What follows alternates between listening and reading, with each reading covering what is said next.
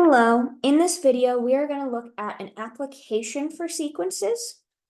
So we have a bouncy ball being dropped from a very high height of 243 feet. And after each bounce, the ball is returning to 2/3 of its original, or not its original, its previous height. So let B sub n be the height of the ball after each bounce, where it's originally dropped from 243. So writing out the first 5 terms of this sequence. B sub 0 is 243. B sub 1 is dropped from 243, hits the ground, and bounces back up 2/3 of that height. So it's going 2/3 of 243. So 243 times 2/3. 243 times 2/3 is 162.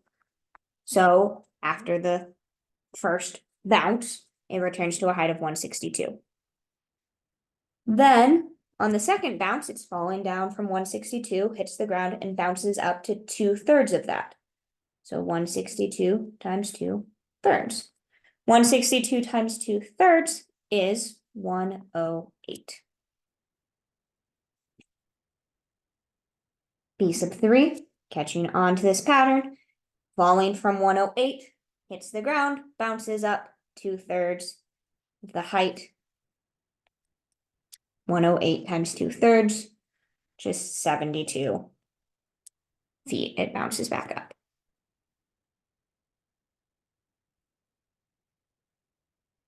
And B sub 4 equals 72 times 2/3,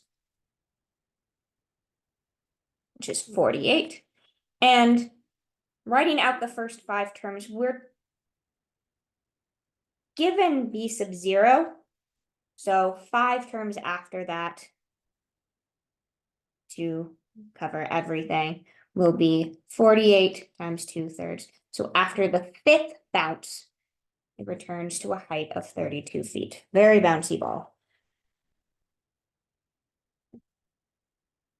Now, if we want to find an explicit formula for this nth term, each bounce is cutting down that height by 2/3. And probably very reminiscent of when talking about exponential functions of maybe money in an account that builds up. And every year, there's the same amount being multiplied. After each bounce, we're multiplying that same amount of 2/3. So our explicit formula, B sub n equals 243 where we start, times that height it's returning to the n. So after the first bounce, we'd multiply by 2/3 once. After the second bounce, we have the 2/3. So there is our explicit formula for our bouncy ball. And the recursive formula, we actually kind of wrote it out in part A, where we took the term before and multiplied by 2/3. Took the term before, multiplied by 2/3. Took the term before, multiplied by 2/3.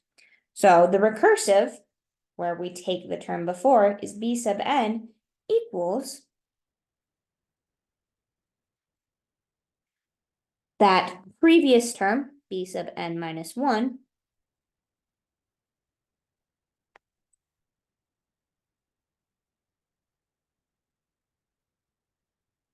times 2/3. Where for recursive, we also need to state where we start. B sub 0 equals 243. The information we were given. And then the last thing this problem asks is we want to estimate a limit of this sequence. We haven't fully defined a limit yet, but talked about it a little bit in the last video. And the limit is a value that our sequence gets closer and closer and closer to. Well, thinking logically about a bouncing ball, the bouncy ball can never bounce back up a negative height. It would then be going through the floor. Doesn't work logically. This is definitely decreasing. So it's going to have to stop decreasing eventually. And logically, with an application of a bouncing ball, it would just reach a point where it's really not bouncing anymore, or at least not bouncing very high, which would be the height being 0. And following the pattern, the height of the bounces aren't decreasing incredibly quickly, but they are decreasing, making 0 feel like the right estimate. And ultimately, that will be the limit of the sequence. So the limit as n goes to infinity of b sub n does equal 0. And one thing to point out is that if we use that explicit formula of 243 times 2/3 to the n, if we looked at this like a function, we would know this is an exponential that is decreasing. And it would decrease until it's reaching 0. So the limit equals 0. And that will be one of the first properties we're starting to talk about with limits of sequences in the next video.